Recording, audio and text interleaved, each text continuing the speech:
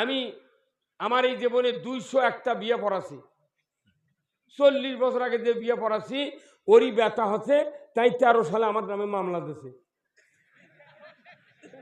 তৌবা পড়েছি, জীবনে বিয়ে পড়াবো না। দেখি তুই বউ পাস কেমনি আর তোর সোল হয় কুন্ডি থেকে দেখি।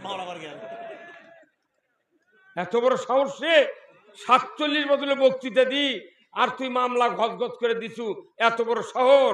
আল্লাহ তুই বিচার করিস। আল্লাহ কিচ্ছু চাই না, গাড়ি বাড়ি চাই না, বাংলাদেশে কোরআন চাই।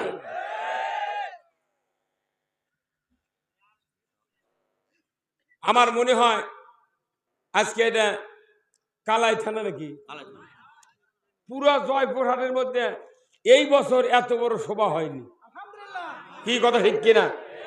অনেক সভা করছে। কি আলী স্যার ফকিন্নি সভা করছে, পুলিশ এসে করছে করেন স্যার আপনি। ফকিন্নি স্যার করছে কলজা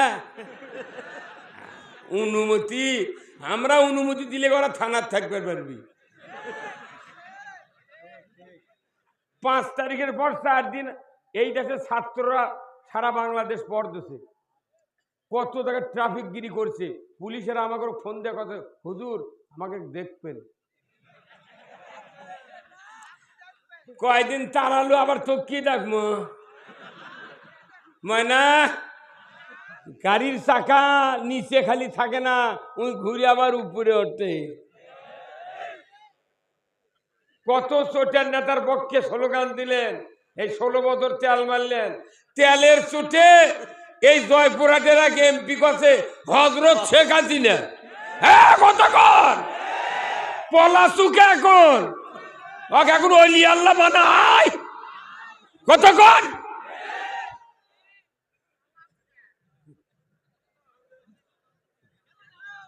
অমুক নেতার চরিত্র ফুলের মতো পবিত্র, নামাজ পড়ে না 1 ওয়াক্ত, গাঁজা খায় 6 ওয়াক্ত। হ্যাঁ কতক্ষণ দেখা। সেই রকম নেতা আমার নেতা, বিশ্ব নেতা, তিনি সফল রাষ্ট্রনায়ক। একজন লোকও বাদ যাবে না, চিৎকার করে বলতে হবে ঠিক। বলতে পারবেন? কেউ যদি রসুলকে সফল রাষ্ট্রনায়ক হিসেবে মেনে নিতে ব্যর্থ হন, জীবনের 99% ইবাদত আল্লাহর দরবারে কবুল হবে না। আগে আল্লাহর আনুগত্য, তারপর রসুলের নেতৃত্ব। কথা কয়? আমরা বাংলাদেশের মানুষ আল্লাহর আনুগত্য করি না, রসুলেরও নেতৃত্ব মানি না। বিচার ছাড়া দোজখ। এই কথা কয়, বিনা বিচারে ফাইনাল। আল্লাহর আনুগত্য করতে হবে আর রসুলের নেতৃত্ব মেনে নিতে হবে। বক্তৃতা একটাই, আপনি কি আল্লাহর আনুগত্য করতে রাজি আছেন? কারা কারা দুহাত তুলে দেখান। লিল্লাহে তাকবীর, নারাই তাকবীর। আল কোরআনের আলো, আল কোরআনের আলো, কোরআন হাদিস যেখানে, বাংলার মুসলিম, বাংলার মুসলিম, জয়পুরহাটের মুসলিম, 5 বিবির মুসলিম, উদয়পুরের মুসলিম। আমার নেতা তোমার নেতা। লিল্লাহে তাকবীর।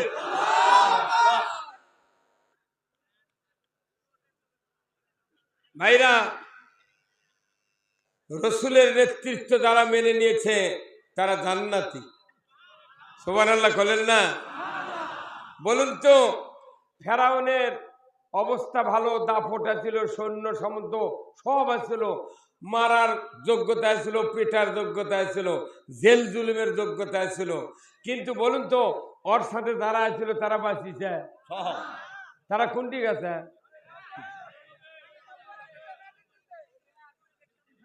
তারা এই যাবেন গায়ে মুরব্বী, যাবেন গাই আয় মুরব্বী।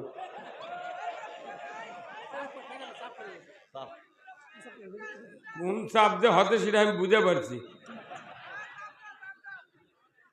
কথা কি বাঁচিছে? কেউ বাঁচিছে? মুসা আলাইহিস সালামের সাথে যারা 12,000 ছিলেন তারা দরিয়ার পানিও তাদেরকে গ্রাস করতে পারে না। নমরুদের সাথে যারা ছিল তারা কি বাঁচিয়েছে?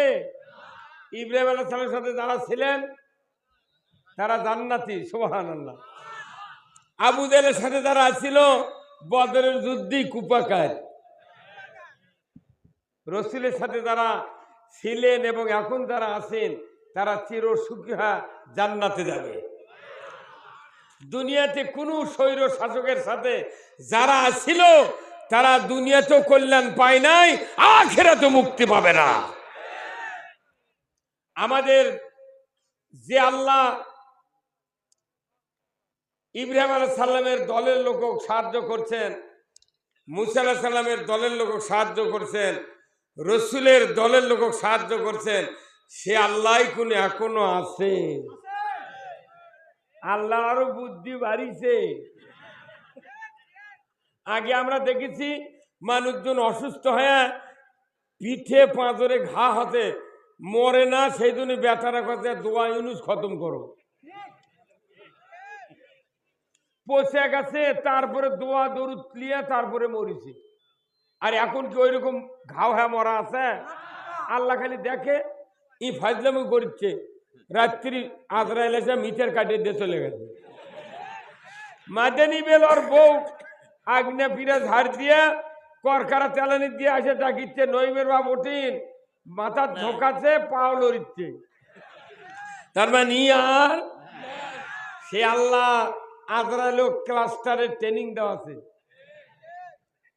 মুন্সি মানুষ সাবধান, আল্লাহর আইনের পক্ষে যদি থাকেন কিয়ামতের দিন জান্নাতে যাবেন। তাছাড়া মানুষের আইনের পক্ষে কেউ যদি থাকে ওর বাপও জান্নাত পাবে না। এত বক্তৃতা বাংলাদেশ আর করার দরকার নাই। এখন আমরা আল্লাহর আইন চাই। এই কথা কন নাকি আপনারা? কার আইন চান? আমরা সবাই ভাই ভাই, আগামী দিনে ইসলাম চাই। এই কথা কন নাকি? স্লোগান মানেন, আমরা সবাই ভাই ভাই, আগামী দিনে ইসলাম চাই। কি ইসলাম ছাড়া যে কেউ মারা যাবেন, একটা ইবাদত কবুল হবে না। আপনাকে লাখ শুকরিয়া। আমি আজকে আপনাদের এই রাত্রে দিঘি দেখে আমার মাথা ঘুরে গেছে। ওই দিঘি 2-3 বছর কেউ পথ তুললে ওই কোটি কোটি টাকা আমার লাভ করবি। এত বড় মোহব্বতের গাড়ি তুই মেলামুল দেখবেন পড়লেও গেছে। আমি এটা আন্দাজে করছি, বাপরে গাড়ি রে। মনে করেন যাই যখন যে দল ক্ষমতার যায়, ওই মসজিদের সভাপতি, প্রাইমারি সভাপতি, হাই স্কুলের, কলেজের, মাদ্রাসার, ইবতেদায়ী, পায়খানারও সভাপতি। হ্যাঁ কথা কর।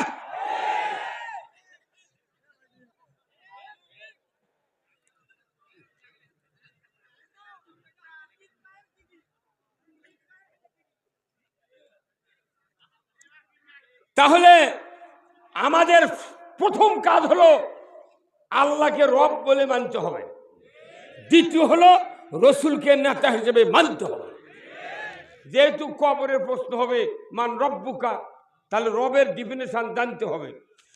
কবরের প্রশ্ন হবে অমান নাবিউকা, তোমার নেতা কে ছিল, তাহলে নেতার আদর্শ কি কি এটা মানতে হবে। ফেরাউনের বক্তৃতা করলে দেখবেন কিছু কিছু লোকের চরিত্রের সাথে ফেরাউনের মিল যায়। উনিকে কয় হুজুর ফেরাউনের ইতিহাস কোন, ওটা করলে তো আরো জটিল।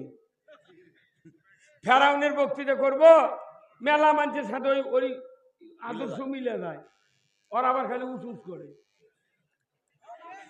আবার রসুলের পক্ষে বক্তৃতা করব, ওরাই আবার কয় এগুলো কয়া লিখবি কে। তাহলে আমরা কি কমো সেটা কয়া দে তুই আয়। এই কোরআন কার কিতাব? এই এর মধ্যে কথা কার? কোরআনত কয় দল আছে? এই 2 দল পাকো। কোরআনত কয় দল? 2 দল। একটা কার দল? আর একটা শয়তানের অফিস আছে, মিছিল মিটিং হয়, আর শোডাউন হয়, ও দেখাই দেয় না শোডাউন করবেন কখন। তার মানে কি শয়তান গোপনে আছে, কিন্তু আল্লাহ কোরআনত কাছে এই শয়তানের কাম দুটা জাতির ট্রেনিং দিয়া ওরই উদ্দেশ্য পৃথিবীতে হাসিল করা। শয়তানক দেখা যাবে না, কিন্তু রিমোট আছে ওর হাতত। ওই রিমোট কন্ট্রোলের মাধ্যমে মানুষ আর জিনের ভেতর থেকে ওরই খলিফা পয়দা করে। খলিফা মানে মানুষকে জাহান্নামের দিকে নিয়ে যায়। আল্লাহ কোরআনের সূরা নাসে বলেছেন, মিনাল জিন্নাতে ওয়ান নাস, মানুষ আর জিনের থেকে শয়তান উৎপত্তি। ধরে বল ঠিক কিনা? তাহলে এই জিন শয়তানের থেকে মানুষ ওয়াসওয়াসা যাতে দিতে না পারে, এই জন্য আমরা আউযু বিল্লাহি মিনাশ শাইতানির রাজিম পড়ি। কিন্তু মানুষ শয়তানের থেকে বাঁচার জন্য কি পড়া লাগবে? হ্যাঁ, এটা এই মরদে আছে। মানুষ শয়তানের থেকে বাঁচার জন্য নির্বাচনে ভোট দেওয়া লাগবে। জিন শয়তানের থেকে বাঁচার জন্য আউযু বিল্লাহ বিসমিল্লাহ, আর মানুষ শয়তানের থেকে বাঁচার জন্য ভোট। এত বড় ওষুধ পৃথিবীর নেই। সবাই ভোট চাই, তাই না? আমরাও আল্লাহর আইনের পক্ষে ভোট চাবো। তুইও চা 20 বার, আমি চাবো 10 বার। কি এ দেশটা আল্লাহর দেওয়া দেশ, কথা ঠিক কিনা? এখানে লাখো মানুষ বসত করে। আমাদের ইমানদারের এত পরিধি বাংলাদেশে বেড়ে গেছে যে আজকের এই মাহফিলে কানায় কানায় ভর্তি হয়ে জান্নাতের বাগান গটিয়েছেন দুর্গা আল্লাহ। আমার মনে হয় আজকে এটা কালাই থানা নাকি, পুরো জয়পুরহাটের মধ্যে এই বছর এত বড় সভা হয়নি। কি কথা ঠিক কিনা? অনেক সভা করছে। কি আলী স্যার ফকিন্নি সভা করছে, পুলিশ এসে করছে করেন স্যার, আপনি ফকিন্নি স্যার করছে কলজা অনুমতি। আমরা অনুমতি দিলে ওরা থানার থাকবে পারবি। 5 তারিখের পর 4 দিন এই দেশের ছাত্ররা সারা বাংলাদেশ পড়তেছে। কত জায়গায় ট্রাফিক গিরি করছে। পুলিশেরা আমাকে ফোন দেওয়া কথা, হুজুর আমাকে দেখবেন। কয়দিন তাড়ালো, আবার তো কি ডাকবো ময়না, গাড়ির চাকা নিচে খালি থাকে না, ওই ঘুরে আবার উপরে ওঠে। যতশো পুলিশ জয়েন করেনি, এরা ছিল দুষ্কৃতিকারী। আর যারা হাজির হয়েছে, আল্লাহ ওনাদের মাফ করুক, ওনাদের হায়াত দারাজ করুক। কোন আমি ওনাদেরকে নিয়ে এদেশে ইসলাম বিজয় করব। অনেক নেতা পলে গেছে আমাদের, তাদের জন্য দোয়া আছে। আল্লাহ তুমি তাদেরকে বুঝ দাও। আর আমাদের ঘরের পাশে, বাড়ির পাশে, সাথের পাশে যত নেতা কর্মী আছে বিভিন্ন দলের, আওয়ামী লীগ, বিএনপির, তাদেরকে বুকটটা নিলে আমরা বলবো, ভাই আসো আমরা কয়েকজন মিলে দেশে ইসলাম কায়েম করি। বাপেরা গেছে গেছে, বেটারা ইসলাম কায়েম করুক। কথা ঠিক কিনা? বেটার হলেন। আসুন আজকের এই কোরআনের মাহফিলের সম্মানিত সভাপতি সাহেব জনাব মাওলানা শফির উদ্দিন সুপার পুনুট দাখিল মাদ্রাসা, আল্লাহ ভাইজানকে দ্বীনের জন্য কবুল করুক, বলুন আমিন। শহর সভাপতি জনাব মাওলানা মোহাম্মদ মিলন মিয়া খতিব নান্দাইল জামে মসজিদ, ইনকে মারহাবা। জনাব মাওলানা মোহাম্মদ ওয়াইসকুরুনি খতিব নান্দাইল দরগাপার জামে মসজিদ, আল্লাহ ভাইজানকে দ্বীনের জন্য কবুল করুক, বলুন আমিন। আজকের মাহফিলের বিশেষ মেহমান আপনাদের এই জয়পুরহাটের কৃতি সন্তান, আমার খুব কাছের লোক। আমি বগুড়াতে প্রায় 10-12 জন বক্তা নিজেই তৈরি করছি। তারই ভেতরে একজন আইয়ুব আলী আনসারি, মানে ওস্তাদ আর শিষ্য আজ খেলা হচ্ছে। কথা ঠিক কিনা? কালকে আবার আর এক উত্তরবঙ্গের বাঘ আসবে, বজলুর রশিদ, আল্লাহ ওনার হায়াত দারাজ করুক, বলুন আমিন। উনি সহ মঞ্চে বসা সুধীবৃন্দ, সামনে বসা চেয়ারে বিশেষ মেহমান বৃন্দ, মুরব্বিনে কেরাম, হাজী সাহেবগণ, বিভিন্ন মসজিদের ইমাম, মুয়াজ্জিন, মুক্তাদি সহ বিভিন্ন রাজনৈতিক দলের নেতৃবৃন্দ, যুবক ভাইরা, প্রাইমারি, মাদ্রাসা, হাই স্কুল, কলেজ, বিশ্ববিদ্যালয়ের শিক্ষক মহোদয়গণ, ছাত্র ভাইরা, পর্দার অন্তরালে হাজারো মা বোনেরা, কচি কাচারা, ইন্তেজামিয়া কমিটিবর্গ সহ প্রচার মিডিয়ার সম্মানিত মাইকালা এবং ভিডিও ম্যান ভাইয়েরা, সবার প্রতি আমার সালাম। আসসালামু আলাইকুম ওয়া রাহমাতুল্লাহি ওয়া বারাকাতুহু। কেমন আছেন আপনারা? আল্লাহ আমাদেরকে সবাইকে আল্লাহ সুস্থ রেখেছেন, আমিও আল্লাহর রহমতে ভালো আছি। আসুন, আমি যে কথা বলেছি সেটা হলো কি, যে কোরআন আল্লাহর কিতাব। কোরআনে দল হলো দুটা, আর এই দলের এক নম্বর দল হলো হিজবুল্লাহ। এই দলের নাম কি? হিজবুল্লাহ। তাহলে বিভিন্ন দলের প্রতিষ্ঠাতা আছে না?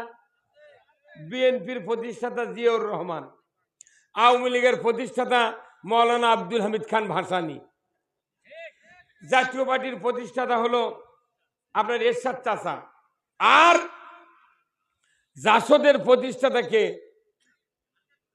রাশেদ খান মিলন, তা ওটা ওয়ার্কার্স পার্টি। আর হাসানুল হক ইনু, কথা কন না? তাহলে এনারা যে দলের প্রতিষ্ঠাতা আমরা সব জানি, তাহলে আল্লাহর দলের প্রতিষ্ঠাতা কে? দল আল্লাহ প্রতিষ্ঠাতা করতে রসুল। যিনি দল করেছেন তৈরি, তিনি প্রতিষ্ঠাতা। এই হিজবুল্লাহর দলের প্রতিষ্ঠাতা কে? আল্লাহ। তাহলে এই কিতাব আল্লাহর, তাহলে এটা আল্লাহর দলীয় কিতাব। কি কিতাব? আল্লাহর দলের কিতাব হচ্ছে কোরআন। যারা কোরআন মানবে তারা জান্নাতে যাবে, যারা মানবে না জান্নাতের চোখ আর চোখে পড়বে না। আমাদের উচিত হবে সবাই ঈমান এনে আল্লাহর দলে থাকা। যার কারণে দলের কথা কেন বললাম, এমন একটা মানুষ জয়পুরহাটে মরেনি, কালায় মরেনি, যে সেই ইমানদারের জানাজা করে কবর ছোঁয়ানোর সময় বিসমিল্লাহ ওয়া আলা মিল্লাতে রাসূলিল্লাহ না পড়িছে। এই কথা কোন না?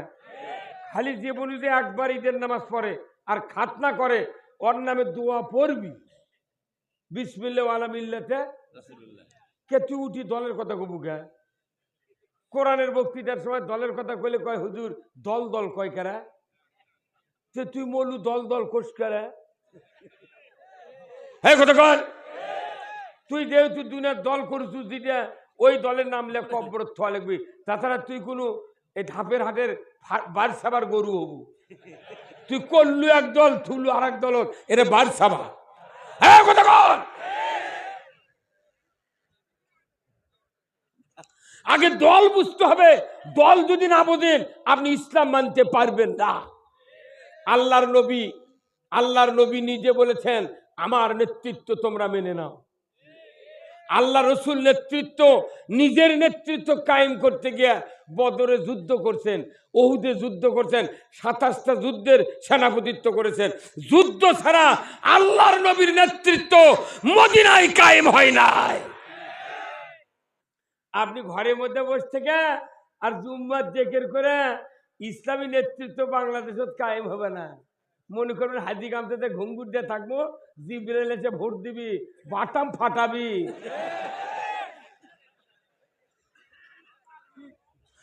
রসুল সাহাবীরা মারামারি করে নেতৃত্ব টিকে রেখেছে, আর আমরা না সালার মধ্যে ঢুকে ভোট দিয়ে নেতৃত্ব কায়েম করে পারছি না। সেটি আবার করছে 4টার সময় করছে এখনো কালি ভরায়নি, ওই আরো হাফ কেজি জিলেবি খাবি। এগুলো ইমান দিয়া জান্নাত। এই যে হাত তুললেন আমার সামনে, এরা আল্লাহ দেখেছেন। এই 2 হাতের কারবার আগামী দিনে করতে হবে। এই 2 হাত ঠিক, পৃথিবী ঠিক। এই 2 হাত খারাপ, পৃথিবী খারাপ। কে বলেছেন? আল্লাহ কোরআনে বলছেন, জাহারাল ফাসাদু ফিল বাররি ওয়াল বাহর বিমা কাসাবাত আইদিন নাস। জলে স্থলে যা কিছু ঘটে বান্দা,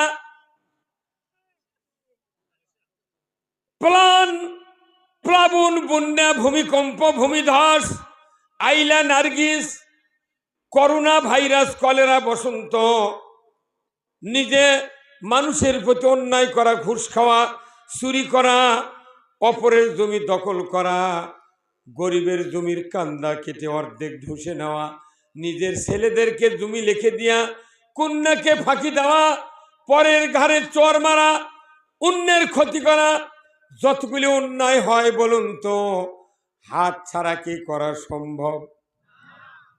আল্লাহ তাআলা মাথার থেকে পা পর্যন্ত যতগুলি অঙ্গ দিয়েছেন প্রত্যেকটি অঙ্গের নামে নামে কোরআনে আয়াত আছে। মাথার নামে আয়াত আছে, ব্রেনের নামে আয়াত আছে, এরপরে চোখের নামে, নাকের নামে, কানের নামে, দাঁতের নামে, মুখের নামে, জিহ্বার নামে, এরপরে অন্তরের নামে, আপনার পায়ের নামে, হাতের নামে, আঙ্গুলের নামে আয়াত আছে না নাই? শুধু কি তাই, আমাকে যে আল্লাহ হুকুম দিয়া পৃথিবীতে ছেড়ে দিয়েছেন রুহুর হুকুম দিয়া, এর কথাও কোরআন শরীফে আছে। সমস্ত অঙ্গের ভেতরে সবচেয়ে দামি অঙ্গ কোনটি একটু বলেন তো?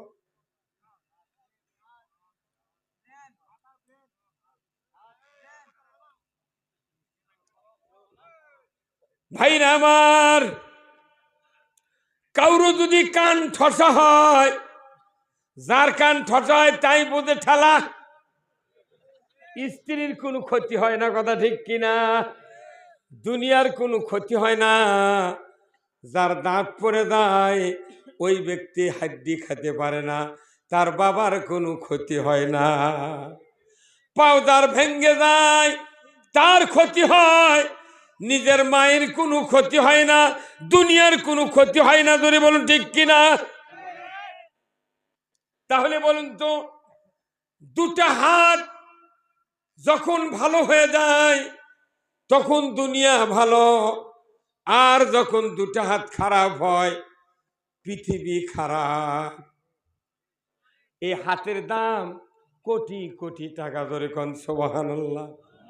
আল্লাহ এতগুলো অঙ্গ দিয়েছেন, হাতের কথা কেন বললেন? বান্দা, তুমি যদি একটা নেককার সন্তান বানাতে পারো, আও ওয়ালাদুন সলে ইয়াদুলাহু, দুনিয়ার কোনো বাবা মা নেককার সন্তান যদি বানাতে পারে, সন্তান ভালো হলে তার হাতও ভালো হয়। যার সন্তান ভালো নয়, যদি গাঁদা খায় তাহলে 2 হাত লাগে গাঁদা খেতে, এর তালে ডলে।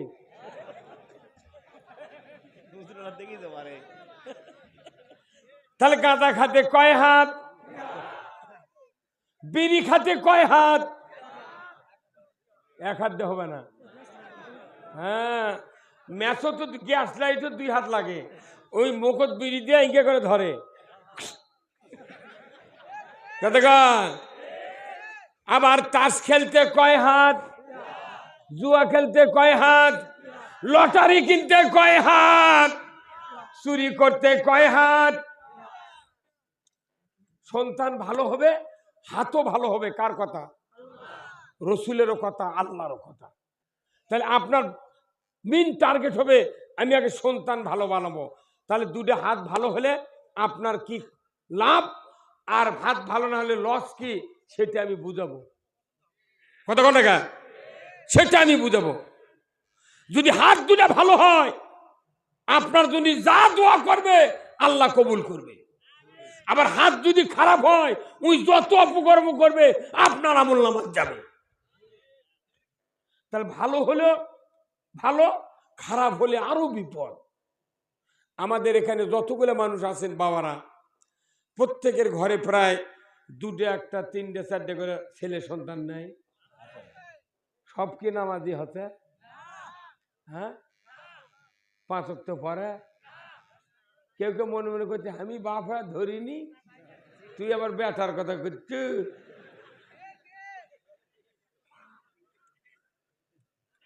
ভাইরা আমার, আল্লাহর নবী বলেছেন দুনিয়ার থেকে পিতামাতা কবরে গেছে, নেককার নামাজি সন্তান বাবার কবরের পাশে দাঁড়িয়ে একবার সূরা ফাতিহা একবার সূরা ইখলাস পড়ে যখন আল্লাহর দরবারে হাত তোলে, নবীজি বলেছেন একবার সূরা ফাতিহা তেলাওয়াত করলে 10 পারা কোরআন খতমের সব আল্লাহ দিয়ে দেয়। একবার সূরা ইখলাস পড়লে যদি 10 পারা কোরআন খতমের সওয়াব পাওয়া যায়, 2 বার পড়লে কয় পারা? 3 বার পড়লে। আমার নবী বলেছেন নামাজি নেককার সন্তান যদি 3 বার সূরা ইখলাস বিসমিল্লাহ সহ তেলাওয়াত করে আল্লাহর দরবারে হাত তুলে দোয়া করে, রব্বির হামহুমা কামা রব্বা ইয়ানি সগীরা। আমার নবী বলেছেন একবার দোয়া করার সাথে সাথে ওই পিতামাতার 40 দিনের কবরের আযাব আল্লাহ মাফ করে দেয়। কয়দিন? সন্তান নামাজি হলে দোয়া করলে 40 দিনে কবরের আযাব মাফ। 39 দিন পর আবার যদি দোয়া করা, আপনার লাভ হলো না লস হলো? তাহলে আপনার এই বেটাগুলো আমাকে বেটাগুলো যে বেনামাজি হসে, তাহলে এই বেনামাজি সন্তানকে যদি মরে যায় তাহলে দোয়া করার কেউ আছে? সন্তান নামাজি না হলি ওর হাত খারাপ হবে। এই খারাপ হাত দুনিয়ার তুই বাপ যদি কবর যায় ওর পিতনের অভাব হবে না। কবিতে তুই আর আলু লাগে তুই আসবো, আর না হুন্ডা পালসার কিনে দেবো কে? তোর বেটা একটা নামাজ পড়েছে না, সারাদিনে 40টা গুনাহ করছে, 2 বেটা, তোর আমল নামাজ 5টা, তোর বইয়ের আমল নামাজ 5টা, আর ওর কে 2 ভাইয়ের 5 5 10, এই 20টা। কতক্ষণ টাকা? তাহলে মনে করবেন না যে সন্তানক নামাজি বানানো না, খালি দিদার সে লিজি পান খায়া পাঞ্জাবি জুব্বা গাছ দিয়ে ঘুরিচ্ছে আর করছে বা আমার সোলপোল কি সংসারী বা এতই কাম করে।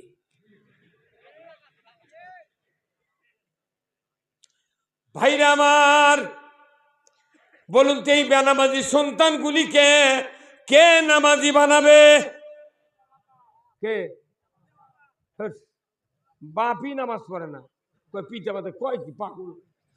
পিতা মাতা পারবে না, বক্তা পারবে না, ইমাম পারবে না, তারপরে আপনার হচ্ছে ওই কি কয় আওয়ামী লীগ পারবে না, বিএনপি পারবে না, জামাত পারবে না, তবলিগ লয়, কেউ লয়। নামাজ কে কায়েম করবে? কার দ্বারা এদেরকে নামাজি বানাবে? আল্লাহ কোরআনে বলে দিয়েছে। কোন দল পারবে না। মেলা মুয়াজ্জিন আছে, বাপি যদি পারে মুয়াজ্জিনের আযান শুনে ওই গ্রামের 40 জন মানুষ জুম্মাত যায়, কিন্তু ফলকালে দেখা যায় মুয়াজ্জিনের ব্যাটারে জুম্মাত যায় না। কি 10 বছর ইমামতি করছে, ইমামের ব্যাটারে নামাজ পড়ে না। কি আছে না নাই? তাহলে কেউ বাপি তো পারলো না। আবার মাদ্রাসার হুজুর দ্বারা চাকরি করছে, বাড়ির থেকে যা অন্য জায়গায় মানুষের বেটাকে ভালো বানাচ্ছে, আর ওর বেটাক শয়তান পকেটে দিলে ঘুরিচ্ছে। কতক্ষণ এলে দেখি এমনও বক্তা আছে বাংলাদেশের, বক্তার বেটা গাঁজা খায়। আজকাল থেকে এগুলো করিচ্ছি না। অতএব নামাজি যদি বানাবে চান, কোরআনকে জিজ্ঞাসা করতে, কোরআন তুমি বলো কে আমাদের সন্তানকে নামাজি বানাবে, তাড়াতাড়ি করে বলো। তাহলে কোরআনের এই পরামর্শ মানা আমাদের জন্য ফরজ। কতক্ষণ এই কামটা যদি করা যায়, বাংলাদেশে নামাজ হবি, চুরি বন্ধ হবি, পর্দা ফরজ হবি, জেনা বন্ধ হবি, অন্যায় বন্ধ হবি, ঘুষ বন্ধ হবি, দুর্নীতি বন্ধ হবি, বেপর্দা বন্ধ হবি, কোন রকমের অন্যায় অপকর্ম বাংলাদেশে থাকবে না। তাহলে সব কাজ বাদ দিয়ে এক কাজ করা লাগবে। কোরআনকে এখন জিজ্ঞাসা করো, কোরআন তুই কত কি করা লাগে? হুজুর শুনবেন আপনি? খালি 40-এর গপ্প দিলে হবে না। 40 থেকে 80 দিন পর 4 বার মিলাদ করে না, ওটা আমার কয় হবে। যাই দেখো কেউ দাঁড়িয়ে থেকে দরুদ পড়ুক, ইয়ে নবী কোক, উলে কোয়ারই আমার টাইম নেই।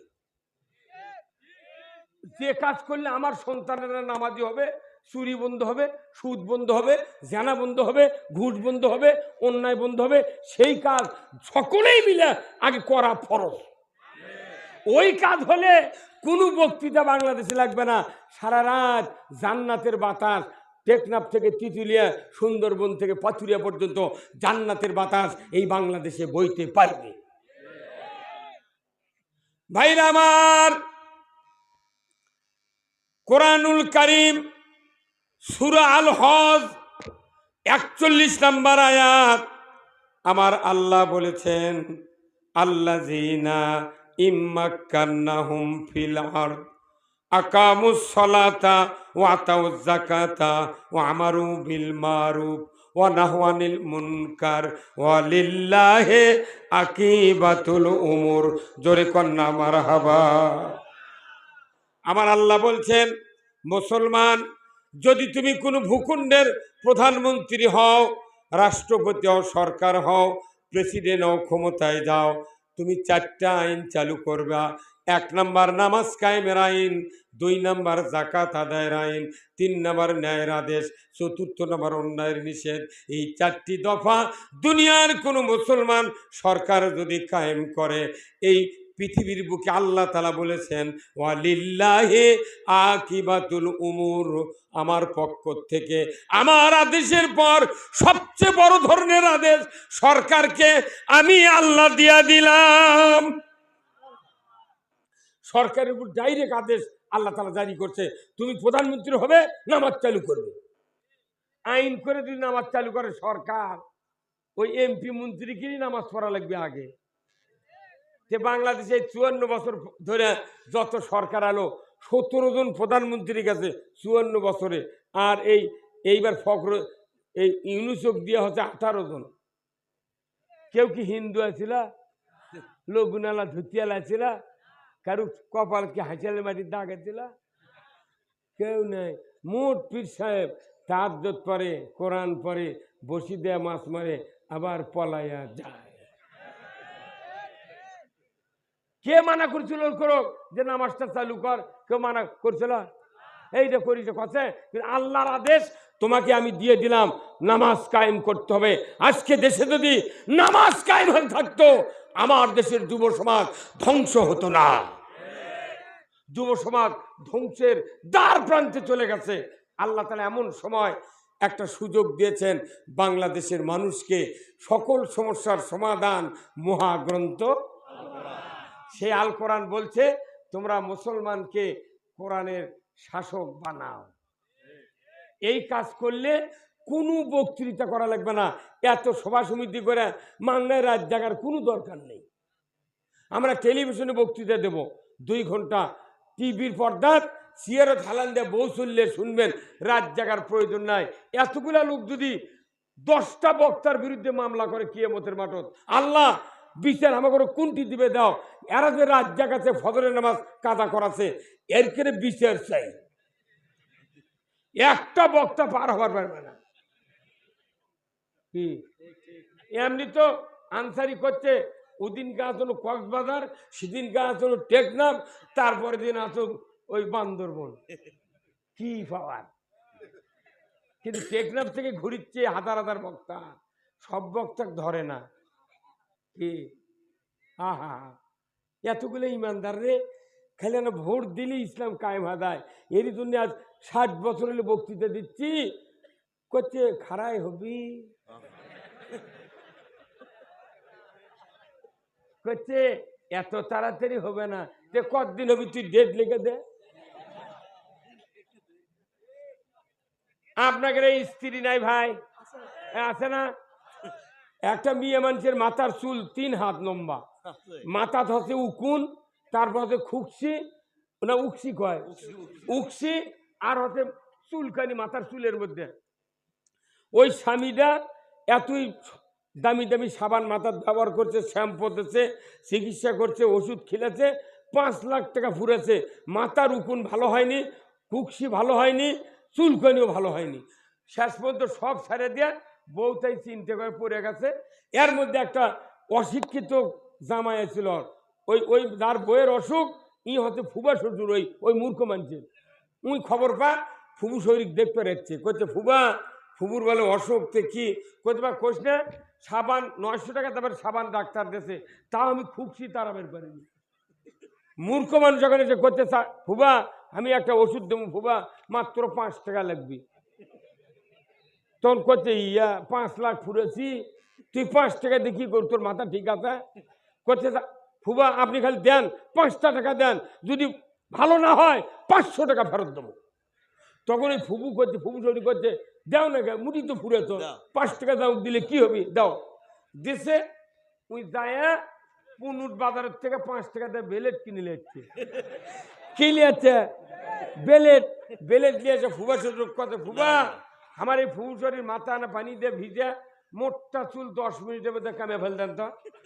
যখন কামাছে উকুন হারাছে, তারপরে উকসি হারাছে, তারপর চুলকানি যাইছিল মোট শেষ। ফুবু শরীর করছে বাহ তুই বাঁচালু বা আমি করছে, এটা যদি আরো 4 মাস আগে আপনি করলেন হিনি, একদিন চুল আরো 1.5 হাত হলো। আপনার স্ত্রীর মাথা থাকে উকুন, খুকসি, চুলকানি, ওষুধ দিয়ে ছাড়লো না, কত ওষুধ ব্যবহার করছেন, কথা ঠিক কিনা? আমাদের বাংলাদেশের একটা মাথা আছে, সেই মাথার নাম কি? সকলে খবর পারেন না, বাংলাদেশের মাথার নাম কি? সংসদ। ওই সংসদে কোরআনের আইন চালু না থাকলে কি কি ব্যারাম হয় সব বক্তৃতা সাইদির থেকে শুরু করে বাংলাদেশের মোট বক্তা ইমাম খতিব দিয়ে দিয়ে কোনো মলমে কাজ হয়নি, কোনো সাবানে কাজ হয়নি। হ্যাঁ কত টাকা? তাহলে এই মাথা কামালে যদি উকুন চলে যায়, খুকসি চলে যায়, তারপর চুলকানি ভালো হয়ে যায়, তাহলে বাংলাদেশের ওই মাথার থেকে ওটাও কামাল লাগবি, ওটা এইবার কামাল লাগবি, একবার 2 হাত দিয়ে কামিয়ে নেবে ফেলে দেওয়া লাগবি। হ্যাঁ কথা কর, কারা কারা ওই মাথা কামাবেন 2 হাত তুলে আল্লাহকে দেখা। নারায়ে তাকবীর, নারায়ে তাকবীর। আল কোরআনের আলো, আল কোরআনের আলো, লিল্লাহে তাকবীর। এইখানে বক্তৃতা যদি বাড়ি যায় অসুবিধা আছে, ওষুধ এটাই, এগুলো হচ্ছে অ্যান্টিবায়োটিক। অ্যান্টিবায়োটিক ওষুধ ছাড়া জটিল রোগ ভালো হতে পারে না। এই কথা বল, সিবিটের কাম বাঁধেনি, সিবিট বিটুর কাম বাঁধেনি, এগুলো ব্যারাম ছাড়া। কি ওই যে মরদ কোল্ড স্টোরের চাকরি করে, আমরা আজকে 30 বছর আগে আলু লাগাচ্ছি, ওই আলু বাঁচা গাছে থুছি, ওটি খারাপ হয়ে উঠছে, আলু শুকিয়ে ঘুষড়ি লাগিছে, ওই ট্যাঁকালা লাগাচ্ছি, মাটির ভরে ট্যাঁক ভেঙে গেছে। 8 দিন পর সিঁচিছি, পানি খায়া চুষে উই যখন পেপো হাতে নতুন ট্যাঁক বাড়াছে, গাছ উঠতে উঠতে 1.5 মাস। কিন্তু এখন কি তাই, ওই কোল্ড স্টোর দিয়ে আলু থতে আর্দ্রতা দিয়ে ওর জীবনী শক্তি তাজা রেখেছে, কোনো লুসা লাগেনি, শুকে যায়নি, যার কারণে স্টিক আলু 9টা চোখ, 7টা চোখ, 6টা চোখ। কে বুদ্ধি দিল যে আলুর জীবনী শক্তি এত তাজা, এক কাটিয়ে অপারেশন করে চোখ লাগালে আলুর গাছ হবে? চোখ লাগা কাটে কাটে লাগিয়ে গোস্ত বেশিছে হোটেল। ঠিক লতে কি কথা বল? তাহলে আপনার কি জীবনে চিন্তা করছিলেন এই চোখ কাটা লাগালে এই আলু হবে? শুকানে আলু লাগাচ্ছি, 15 দিন পর পানি সেচার 15 দিন পর আলু ভিজে তাজা হয়ে গেছে একবার আছে। আর এখন কি তাই, লাগানোর সাথে সাথেই সেচা দিতে দেরি, আঙ্গুলের লাগান মোটা হয়ে মেরদি গাছ বাড়ায়, পাতা হচ্ছে মনে হয় কফির পাতা। কারণ কি, ওর জীবনী শক্তি তরুতাজা আছে। আপনারা মনে করবেন না যে ইমান আনিছি আর লোক করে আমাকে আল্লাহ জান্নাত দিবি, তা নয়। ওই আলুর মতো কোল্ড স্টোরেজ আলু তুলে যেরকম জীবনী শক্তি বেঁচে থাকে, ওই রকম আপনাকে সব সময় আল্লাহর কোরআনের কথা, কোরআনের আওয়াজ আপনার অন্তরে লালন করতে হবে, যাতে আপনার জীবনী শক্তির কোনো দুর্বলতা না আসে। এত বক্তৃতা কেন? আমাদের এই জীবনী শক্তি কেন নষ্ট হয়ে যাচ্ছে? বছরে একবার সভা, এই 11 মাস 29 দিন আমাদের আর সভা নেই। এই কয়দিনে শুকিয়ে শেষ। কথা কয় আমাকে দোষ? প্রতিদিন কোরআনের কথা পড়তে হবে, জানতে হবে, বুঝতে হবে। কথা ঠিক কিনা? এই জন্য আল্লাহ প্রসেস করে দিয়েছে 7 দিনের অন্তর জুম্মার দাও, তুমি কোরআনের কথা শোনো। বছর অন্তর সবার দাও, কোরআনের কথা শোনো। মেরাজের মিলাদ হবি ওটি দেওয়া শোনো। তুমি বরাতের মিলাদ হবি শোনো, ইফতার মাহফিল হবি শোনো, এতেকাফ হবি শোনো। এইভাবে পুরো বছর, পুরা জীবন আপনাকে কোরআনের জ্ঞান ওই কোল্ড স্টোরের মতো আপনার অন্তরে ধারণ করবেন। আপনার ইমানের জীবনী শক্তি এক তিল পরিমাণ শুকাবে না। আপনার এই কাজটা করতে হবে। আমরা যারা বক্তৃতা দিই, আমাকে বাড়িতে পড়াশোনা করা লাগে ভাই। মানুষের সাথে বক্তৃতা করা যায় না। যারা না পড়ে বক্তৃতা করে, ওরা পড়ে না, ওরা ক্যাসেট শোনে, ক্যাসেট বক্তারা। ওরা ক্যাসেট বক্তা, ওরা ক্যাসেট শুনে শুনে ওই হাফিজার দিকে টান দিছে, উঁটি টান দেয়। যদি না মিলে আবার ব্যাগ হয়ে যায়, আবার টান দেয়। কেউ করছে গরিবের বজলু, কেউ করছে গরিবের কুয়াকাটা। আজি গায় মেলা তো নকল করছো, আয় আমার দেশ নকল করতো। তোর বাপ যদি পারে 100 কোটি টাকা তোকে দিয়ে দেব। আমাকে বাংলাদেশে এখন হয়ে গেছে কি, একটা মানুষের একটা গায়ে আছে, 2 ভাই।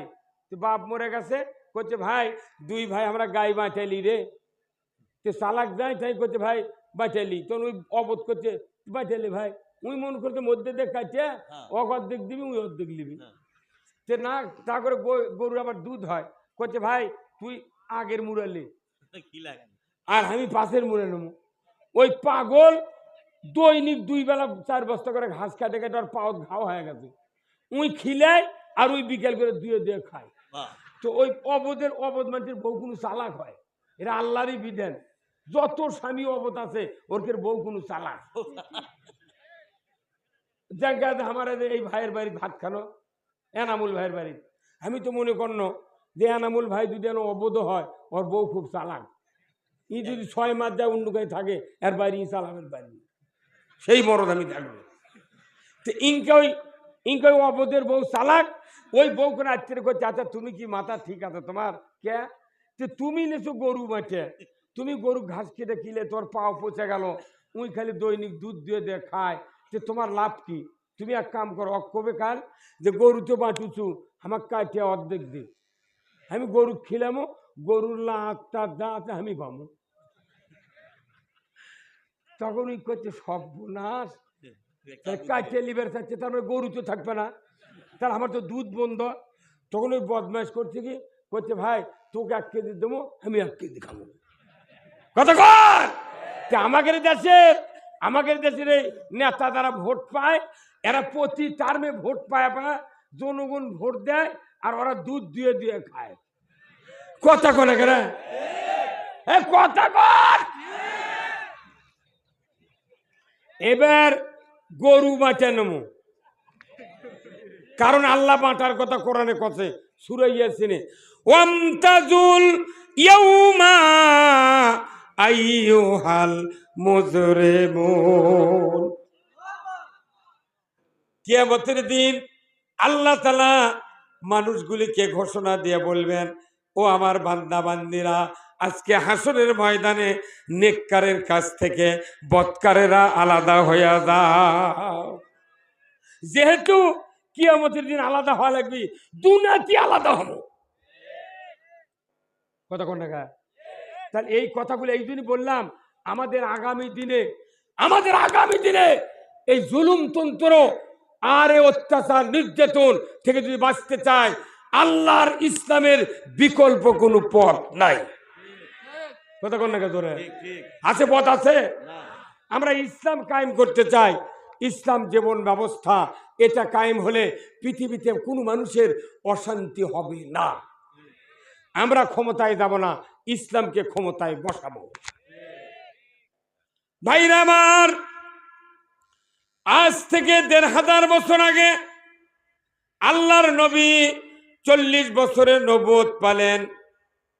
এরপরে ১২ বছর চলে গেল। ৪০ আর ১২ কত হয়? ৫২ বছর। ৫২ বছর নবুয়তের নবীর বয়স।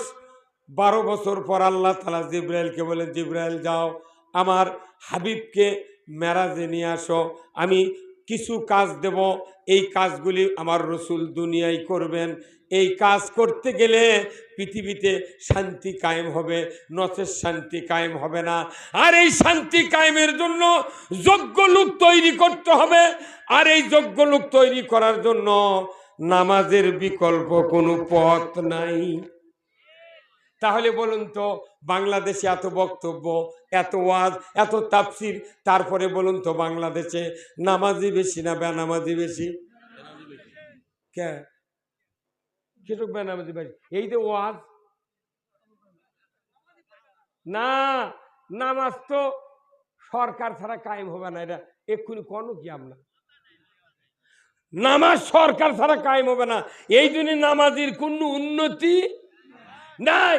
সরকার যে আইন করে, আজ থেকে ৫ ওয়াক্ত নামাজ ফরজ করা হলো, যে ব্যক্তি ৫ ওয়াক্ত নামাজ কাজা করবে বেতের সহ ৬ ওয়াক্ত নামাজের জরিমানা দেওয়া লাগবে। প্রতি ওয়াক্তে ফ্যাকরা পরিমাণ ৭০ টাকা। তার ৬ ওয়াক্তে ৬,৩০০, ৬ কুড়ি ১২০, এই ৪২০ টাকা জরিমানা দিতে হবে তোমাকে প্রতিদিন। আর ২.৫ ঘন্টা করে হাজুত এক ওয়াক্তের জন্য। ওই সময় পাচ্ছে ২৪ ঘন্টা, তার মধ্যে ১৫ ঘন্টা গেল হাজুত, আর ৪২০ টাকা গেল জরিমানা। ইমাম সাহেব, মুয়াজ্জিন সাহেব, যারা আগামীকাল থেকে নামাজ কাজা করবে সকাল ৮টার মধ্যে কালাই থানার ওসির কাছে এই তালিকা দিয়ে আসো।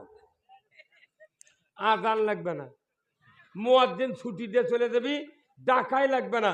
ওই খালি ৩টার সময় উঠে কবি, বাবা ওঠে রে, জুম্মার যাব না, আইন হচ্ছে রে, জেলখানা দুটা লিখবি। তাছাড়া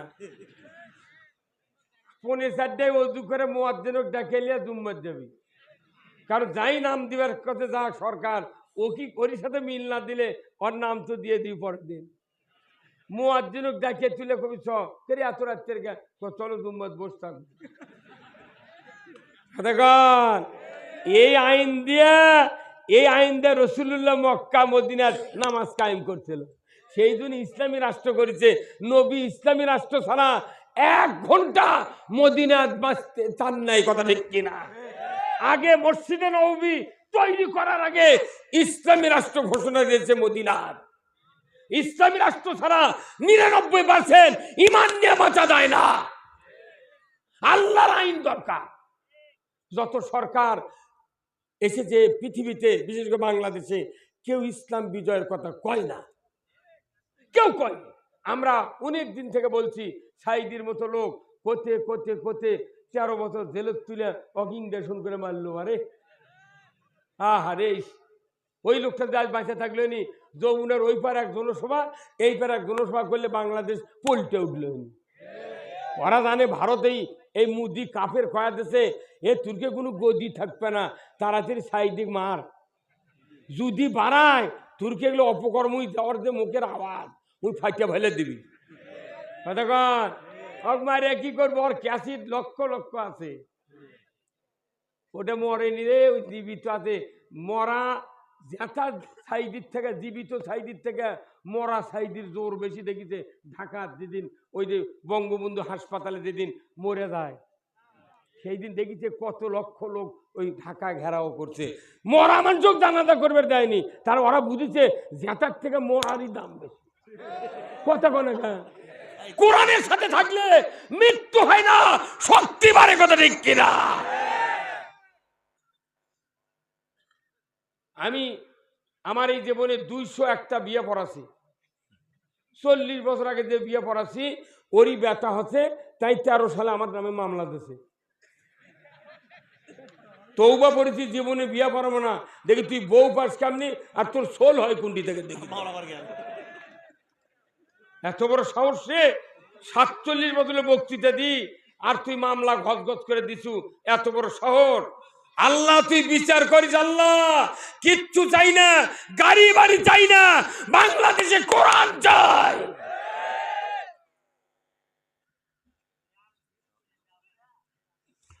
ভাইরা আমার, আল্লাহর নবীকে ডাকা হলো মেরাজে। প্রথম কর্মসূচি, ও আমার হাবিব, আপনি পৃথিবীর জমিনে গিয়া আপনি প্রথম কাজটা করবেন, মানুষের চরিত্র ভালো করার জন্য নামাজ চালু করবেন। আকিমুস সালাত ওয়া আতুজ যাকাত ওয়ারকাউ মার রাকিন, নামাজ কায়েম করো, যাকাত আদায় করো, রুকুকারীদের সাথে রুকু করো। তাহলে বলুন তো, রসুলের এই কাজ সাহাবীরা করেছিলেন কি না? তাহলে তারা নামাজ কায়েম করলেন। অথচ বাংলাদেশে 92% ইমানদারের দেশ, এই দেশে নামাজের তুলনায় বেনামাজি কয়েক গুণ বেশি। শুক্রবারে যত মানুষ জুমায় যায়, 16 আনা মানুষের ভিতরে 10 আনা মানুষ খালি জুমার নামাজ পড়ে। 4 আনা মানুষ তারা পড়ে মাগরিব আর জোহর। আসরের সময় কাজে টাইম পায় না, ফজরের চেতন পায় না, এশার সময় পাও ধয় না। মাত্র 2 আনা মানুষ নামাজ পড়ে, আর হাজির বেটারা ওযু জানে না।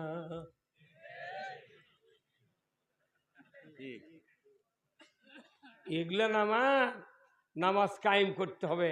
নামাজ কায়েম করার দায়িত্ব সরকারের। আল্লাহু আকবার। সেই সরকার বানানোর দরকার আছে না নাই? আর কিচ্ছু বক্তৃতা করা লাগবে না, কোনো দুয়ারও লাঠি দেওয়া লাগবে না, খিল গরু পাহারা দেওয়া লাগবে না, হুন্ডো উঠি থুয়ে দেবেন, 6 মাস পরে দেখবেন হুন্ডো উঠি আছে। এই কামটা না করে, আল্লাহর আইন কায়েম না করে, খালি আমাকে করছে হুজুর এনা কাজ করেন তো কি, মসজিদের বক্তৃতা দেন, চুরি হচ্ছে তো আপনি খালি কন চুরি করবেন না। ওই মসজিদ চোরের দ্বারা বুড়ানি, তারাও জুম্মার যায়। ওরা তোর বসতে কয় সুযোগ পালে হুজুরের বাড়িও ছাড়ব না। জানা হয় কি হয় না? দুনিয়াতে বক্তৃতা দেয়া জানা বন্ধ করা যাবে না। বাংলাদেশে জানা করার জন্য সকল ফর্মুলা চালু আছে, বক্তৃতা দিয়া কোনোদিন জানা বন্ধ করা যায় না। আমার আল্লাহ কোরআনে বলছেন, যারা জানা করবে তাদের শাস্তি দাও। কি শাস্তি? সেটা হলো সঙ্গে সার। যারা জানা করবে পুরুষের কোমর পর্যন্ত আর সিনা পর্যন্ত মহিলাদের মাটির ভেতর গেড়ে দিয়া, আদলা পিকেট পঞ্চগড়ে নিট দিয়া, পাথর দিয়া মাথার হাড্ডি গুড্ডি মাটির সাথে মিশিয়ে দাও।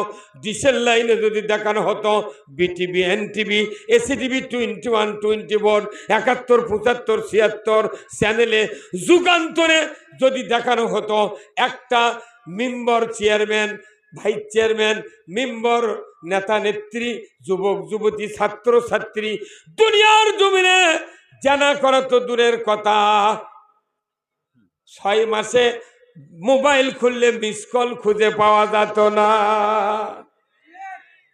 জানা এমনি বন্ধ হয়ে যাবি।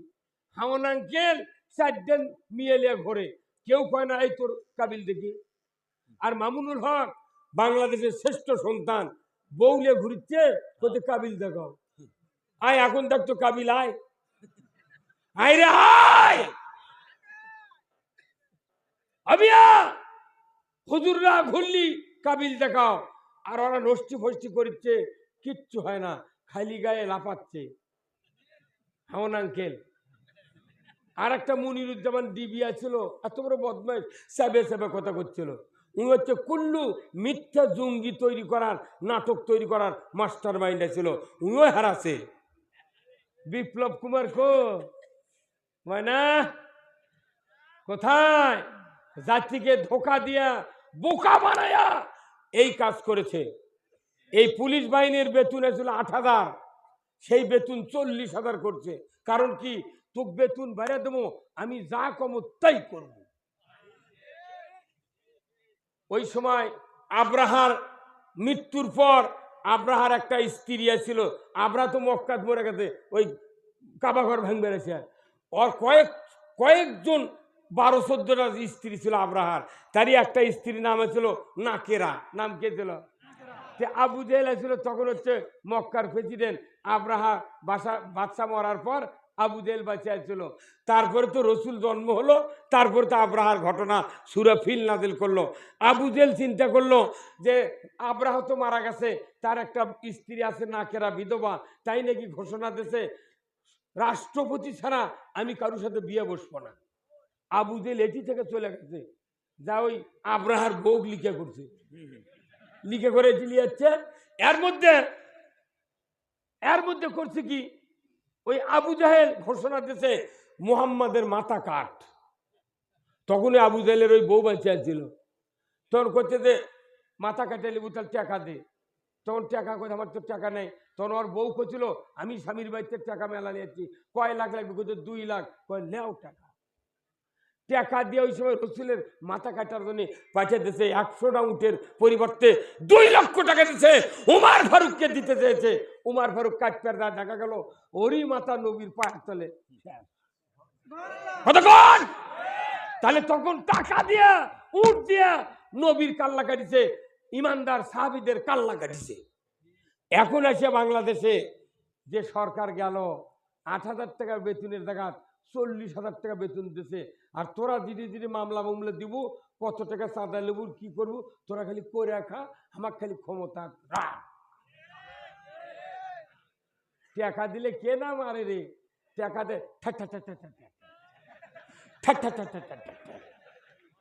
করছে, করো গুলি। তোর স্বরাষ্ট্রমন্ত্রী করছে, তখন বলতেছে যে এত গুলি করা হবে না। করছে কে? গুলি ফুরিয়ে গেছে। আরে মারো। করছে না, একজন বলে 30 জন আছে। এরা ছাত্র নয়, আল্লাহ ফেরেশতা দিয়া বাংলার মুসলমানকে সাহায্য করেছে। যে বাহিনী দিয়া আব্রাহাকে ধ্বনিত তোলার মতো করেছে মক্কার ময়দানে, আজকে বাংলাদেশেও আল্লাহ ফেরেশতা দিয়ে আমাদের বুককে চিন্তাকে, আমাদের বাক শক্তিকে উন্মুক্ত করে দিয়েছে। আমরা এত কষ্ট পেয়েছি, আল্লাহ তুমি এই জাতিকে আগামী দিনে বাঁচাও। আমাদের আত্মনাদ আল্লাহ তাআলা কোরআনে বলছেন, ফালিউ কাতিল ফি সাবিলিল্লাহিল লাযিনা ইয়াশরুনাল হায়াতাদ দুনিয়া বিল আখিরা ওয়া মাই ইউকাতিল ফি সাবিলিল্লাহি ফায়ুক্তাল আও ইয়াগলিব ফাসাউফা নুতিহি আজরান আযীমা। আমার আল্লাহ বলছেন, ও পৃথিবীর মানুষ, তারাই তো আল্লাহর দ্বীনের জন্য সংগ্রাম করতে পারবে যারা আখিরাতের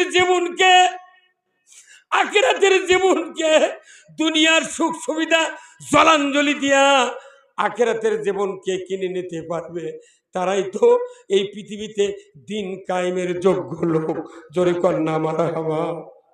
আজ থেকে 1500 বছর আগে আল্লাহর নবী দুনিয়ার থেকে বিদায় হলেন। আবু বকর সিদ্দিক রাদিয়াল্লাহু তাআলা আনহু উনি আমিরুল মুমিনিন হলেন। তারপরে উনি দুনিয়ার থেকে বিদায় হলেন। উমার ফারুক অর্ধেকটা পৃথিবীর বাদশাহ হলেন। জোরে বলুন ঠিক কিনা? গভীর রাত, চতুর্দিকে নিস্তব্ধ, দুনিয়ার কেউ জীবিত নাই মনে হয়, সারা পৃথিবী ঝমঝম করছে। আল্লাহর দ্বীনের খাদেম মুসলমানের আমির ঘর থেকে বেরিয়ে যাচ্ছে, রাত্রে ঘুরতেছে আমার কোন প্রজার কি দুঃখ কি দুর্দশা দেখার জন্য। একদিনের ঘটনা, বিশাল মরুভূমির প্রান্তর দিয়ে চলে যাচ্ছেন, যাইতে যাইতে দেখেন অদূরে একটা টিম করে আলো জ্বলছে। ওই আলোর নিকটবর্তী উমার ফারুক হলেন। কিন্তু দেখা গেল কিছুক্ষণ দাঁড়ায় থাকতে ভেতর থেকে একটা আওয়াজ আসলো, কষ্টের আর্তনাদ, কান্নার আওয়াজ। কিছুক্ষণ পর আর একটি পুরুষের গলার আওয়াজ, কান্নার আওয়াজ, আর্তনাদের আওয়াজ। উমার ফারুক ওই জায়গায় দাঁড়িয়ে বললেন, ওগো ঝুপড়ির মালিক, কি হয়েছে তোমাদের ঘরের ভেতরে? এত দুঃখ কেন? এত কষ্টের আওয়াজ কেন? তোমরা বলো না আমাকে একটু। সাথে সাথে ওই ঘরের মালিক বেদুইন ইহুদির বাচ্চা বলল, ও পথিক, আপনার কাজে আপনি যান, আমার যে দুঃখ, এই ঘরের ভেতরে কষ্ট, আপনাকে বলে কোনো লাভ হবে না, আপনার কাজে আপনি চলে যান। আমরা যে কষ্ট পাইছি আমার আর কাউকে বলার দরকার নাই, এইভাবে যদি মরণও হয় আমরা কাউকে বলবো না। অর্ধেকটা পৃথিবীর বাদশা উমর ইবনুল খাত্তাব চিৎকার করে বললেন, বেদুইন রে, এ বেদুইন, কি কষ্ট একটু বলো না, আমি কি জানতে পারি না? বেদুইন বলে, পথিক, শুনতে যখন চান আমি বলতেছি, আমার স্ত্রীর প্রসব বেদনা উঠেছে, সন্তান ডেলিভারির জন্য কোনো মহিলা এখানে নাই, আমি স্বামী কোনো উপকার করতে পারি না, আমার কষ্ট হয়, স্ত্রীর কষ্ট দেখে আমার স্ত্রীও কাঁদে, আমিও কাঁদি, এ আমার ঘরের পরিচয়। গভীর রাত, উমর ফারুক 1 মিনিটও দেরি করলেন না, আল্লাহু আকবার, দৌড়ে চলে গেলেন মরুভূমির প্রান্তর দিয়া, হাঁপাইতে হাঁপাইতে বাড়ির ভেতর ঢুকেই আব্দুর রহমানের মা, তাড়াতাড়ি করে ওঠো, ওঠো রে, তাড়াতাড়ি করে ওঠো, তুমি যদি জান্নাত ক্রয় করতে চাও আল্লাহ তোমাকে জান্নাত বিক্রয় দিবে, তাড়াতাড়ি করে ওঠো। সাথে সাথে অর্ধেকটা পৃথিবীর বাদশার স্ত্রী ঝাঁপ দিয়ে উঠলেন, কি হয়েছে, আপনি এত তাড়াহুড়া করেন কেন? ওমর ফারুক বললেন, তাড়াহুড়া এই জন্যই করছি, জান্নাত তোমাকে আজকে কিনতেই হবে, জোরে বলেন আল্লাহু আকবার। ওনার স্ত্রী বললেন, প্রাণের স্বামী, জান্নাত ক্রয়ের জন্য আপনি তো দৈনিক রাতে রাতে ঘোরাফেরা করছেন, কেন আপনি জান্নাত কিনতে পারলেন না? উনি বললেন, উমর ফারুক বললেন, প্রাণের স্ত্রী, আজকে যে জান্নাত বিক্রয় হবে, ওই জান্নাত পুরুষের জন্য নয়, এটা নারীদের জন্য।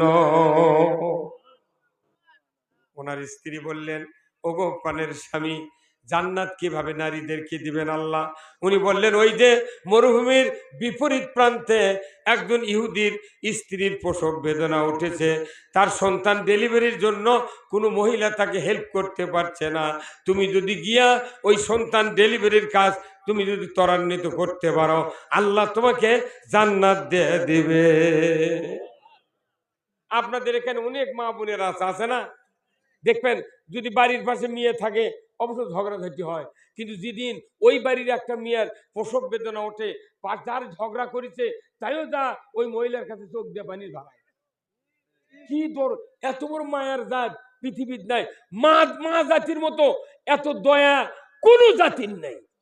সেই জাতিকে আমরা মার পিঠ দিয়ে গাল দিয়ে বান্দি বানিয়েছি। কি কথা বলেন? হাসিচ্ছেন? হা হা হা। স্ত্রীর কি দাম! একটা চেয়ারম্যানক মানুষ ভালোবাসে ওই 6 ধারা চাউলের কার্ডের জন্যে, আর হচ্ছে ওই বিচার টিচার যদি কোনো যে মামলা মুমলা হয়, তাহলে চেয়ারম্যান যাতে আমার পক্ষে রায় দেয় এই দিন চেয়ারম্যানের সাথে মিল দেয়, আর মেম্বারক মিল দেয় খালি পায়খানার পাট নেওয়ার জন্য, আর এমপি মিল দেয় বেটার চাকরি নেওয়ার জন্যে। আর আমার রসুল বলেছেন, স্ত্রীর সাথে তুমি ভালোবাসা সৃষ্টি করো জান্নাতের জন্য। আমার রসুল বলছেন, কারো স্ত্রী যদি একবার আল্লাহকে বলে, আল্লাহ আমার স্বামী উত্তম, আল্লাহ রসুল বলছেন সাথে সাথে ওই স্বামী জান্নাতি। তাহলে স্ত্রীর মুখ দিয়ে স্বামীর পক্ষে ভালো প্রকাশ করে নেওয়া, এর 4টিখানি কথা। আজই যাবেন তো রাত্রে মেলা স্বামী এটি আছেন তো, যা কবে রে হুজুর কথা রে, তুই খালি আমাকে একবার ভালো কর, আমি জান্নাত গেছি। মেলা বউ মেলা স্ত্রী মুখ থেকে অন্য চাপে ধরে কবি, তুই যে পেটা পিটি তোর জীবনে ভালো কমা না। আপনি মেম্বারের পাওয়ার তেল দিচ্ছেন, চেয়ারম্যান আর এমপি নিজের স্ত্রীর একবার বল, আল্লাহ আমার স্বামীর মতো উত্তম স্বামী আর কারো নাই। নির্ঘাত রসুল বলছেন ওই স্বামী যে মোত্তাকি হয় তাই জান্নাতি। তাহলে স্ত্রী কত পরিমাণ ভালোবাসা লাগবে আমার ভাইয়েরা। আল্লাহর নবী আয়েশা সিদ্দিকা রাদিয়াল্লাহু তাআলা আনহার ঘরে শুয়ে আছেন। গভীর রাত্রিতে উঠে আল্লাহর নবী মসজিদে নববীতে চলে গেছেন। আয়েশা সিদ্দিকাকে ডাকে নাই, চেতন পেয়ে দেখেন রসুল তার বিছানায় নাই। জোরে কোন সুবহানাল্লাহ। স্বামীবিহীন এই বিছানা, অন্ধকার। হযরত আয়েশা সিদ্দিকা 6 লক্ষ হাদিসের হাফেজা ছিলেন। আল্লাহু আকবার। স্বামীর জন্য পাগল হয়ে গেল, সতীনদের ঘরে ঘরে খোঁজ নিচ্ছে। বোন রে, দয়ার নবী রাসূল সাল্লাল্লাহু আলাইহি ওয়াসাল্লাম তোমাদের ঘরে আছে নাকি? সবাই বলে রাতের জন্য তোমাকে দিয়েছি, তোমার ঘরে তো রসুল ছিলেন, আমাদের ঘরে আসে নাই। পাগল পারা হয়ে আয়েশা সিদ্দিকা হুজরাখানার থেকে বেরিয়ে মসজিদে নববীর দরজায় দাঁড়িয়ে গেছে। দাঁড়িয়ে দেখে দিনের নবী সিজদায় পড়ে আল্লাহর কাছে দোয়া করছেন। আয়েশা সিদ্দিকা 1 পা 2 পা করে মসজিদে নববীর ভেতরে ঢুকলেন। নবীজি উঠে বসলেন তাহাজ্জুদের নামাজের আত্মায়াতুদ দুরূদ শরীফ মাসুরা পড়ে সালাম ফিরাইয়া নবীজি হাত তুললেন। আয়েশা সিদ্দিকা পেছনে বসে পড়লেন। পেছনে বসে থাকেন, আল্লাহর নবী হাত তুলছেন, রব্বানা হাবলানা মিন আজওয়াজিনা ওয়া যুররিয়াতিনা কুররাতা আয়ুন ওয়াজআলনা লিল মুত্তাকিনা ইমামা। আল্লাহর নবী দোয়া করছেন, আল্লাহ আমার স্ত্রী পরিবারকে তুমি হেদায়েতের রাস্তায় উঠাও। দোয়া করছেন। আয়েশা সিদ্দিকা পেছনে বসে থেকে কি করবেন, উনিও হাত তুলছেন, দোয়া চলছে।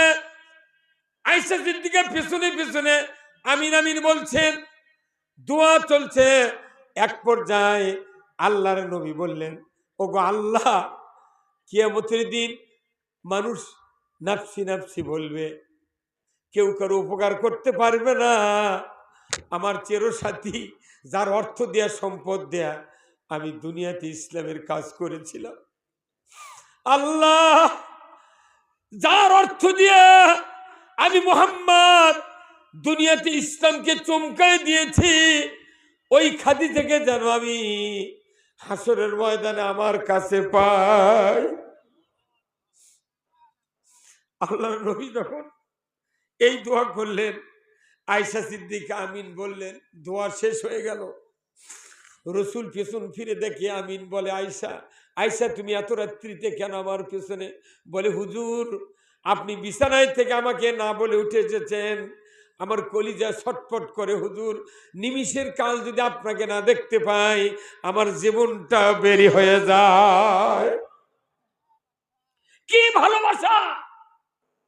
আর আমাকে অত্যাচারে স্বামী যখন 3 দিন 4 দিন ঢাকা যায়, তখন স্ত্রীর দোয়া করে, আল্লাহ ওইদার খাড়ায় আসে না, কি আলী তো মারবি, আলী গালেবি, কতক্ষণ না।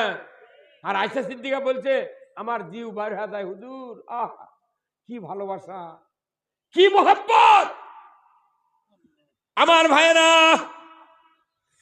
কিছুক্ষণ পর আয়েশা সিদ্দিকা রসুলকে বললেন, ইয়া রাসূলুল্লাহ, ইয়া হাবিবাল্লাহ, আমি সবচেয়ে কম বয়সের স্ত্রী আপনার, আমাকে দেখে মন ভরে না, আপনি বিদ্যা খাদিজাকে ভুলতে পারেন না। রসুল এই কথা শোনায় চেহারা লাল হয়ে গেছে। আয়েশা খবরদার, খাদিজার ব্যাপারে এরকম মন্তব্য করবে না।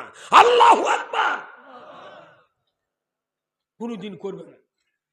আয়েশা সিদ্দিকা বললেন, ইয়া রাসূলুল্লাহ, ভুল হয়েছে, আমার খাদিজার কথা একটু আমাকে শুনাইয়া দেন। আল্লাহর নবী বললেন, আয়েশা শোনো, আমি ইতিম, ধন নাই সম্পদ নাই, রাখালি করেছি তার বাড়িতে, আমি তাকে বিবাহ করেছি, তার সম্পদ দিয়ে আমি ইসলামের সব কাজ করেছি, কোনদিন আমাকে খোঁটা দেয় নাই। ধরে কন মারহাবা। কোনদিন খোঁটা দেয়নি। তার ধন সম্পদ 2 হাত দিয়ে আমি খরচ করেছি। হে আয়েশা শোনো, আমি গরিব মানুষ, আমার সাথে এত বড় ধনী মানুষ বিবাহ হয়েছে। মক্কার লোকেরা খাদিজার সাথে বিরোধিতা শুরু করেছে, ব্যবসায় জিনিস কেনে না, কথা বলে না। খাদিজা বললেন, মুহাম্মদ আমার উট আছে, উট জব করো, পাকশিক করো, মক্কার লোকক দাওয়াত দাও। তামাম মক্কাবাসীকে খাওয়ানো হলো। হযরত খাদিজা বললেন, ওগো মক্কার লোকেরা, বলো তো মুহাম্মাদের চেয়ে চরিত্রবান যুবক মক্কাতে কেউ আছে? সবাই বলে কেউ নাই। বলো তো কোরাইশ বংশর মতো আর একটা বংশ কে কারো আছে? বলে তাও নাই। বলো রে মুহাম্মাদের যারা তোমরা কুৎসা রচনা করছো, আমার কুৎসা রচনা করছো, ওকে বলছো ইতিম, আমাকে বলছো তুমি পাগলি দেখে গরিবের সাথে বিবাহ করছো। বলো তো মুহাম্মাদের মতো শক্তিশালী একটা যুবক মক্কাতে কি আর কেউ আছে?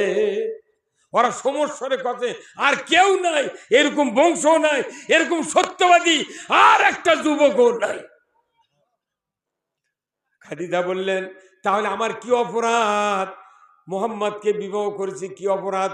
তখন মক্কার লোকেরা বলছে, অপরাধ একটাই, তুমি ধনী মানুষকে গরিবকে স্বামী হিসেবে গ্রহণ করলে। ধনী মানুষের বিটিরা যদি গরিবের সাথে বিয়ে বসে, আত্মীয় স্বজনই কয় তুই আর বর পাচ্ছিস না, ওই ফকিরে বেড়ার সাথে দিচ্ছ, কথা কন না কে? কিন্তু রাসূলুল্লাহ সাথে বিয়ে বসাতে মক্কার লোকের অস্বস্তি ধরে গেছে। ধনী মানুষ তুই কে রাখালের সাথে বিয়ে বসলু না, কথা কন না কে? তখন খাদিজা বললেন, এত সুন্দর মানুষকে আমি স্বামী হিসেবে গ্রহণ করেছি, এখন তোমরা শোনো, তোমরা দাঁড়িয়ে যাও, সাক্ষী থাকো। আমি খাদিজা তোমাদের সামনে আমি বলতেছি, আমার ধন সম্পদ, সোনা দানা, উট দুম্বা, খেজুরের বাগান, ব্যবসা বাণিজ্য, যত কিছু সম্পদ আছে আমি তোমাদের সাক্ষী করে তামাম কিছু মুহাম্মাদের নামে উইল করে দিলাম। আমি তার চেরো দাসী হয়ে গেলাম। ইচ্ছা করলে আমাকে মুহাম্মদ রাখতেও পারে, নাও পারে। বলো রে মক্কার লোকেরা, এই মক্কাতে মুহাম্মাদের চেয়ে আর কে ধনী আছে? মুঠ লেগে দেশে সব ফুরাছে, তাও খোঁটা দেয়নি। আর আমাদের দেশের বয়েরা 5 কাঠা জমি যদি বাপের বাড়ির থেকে আনে,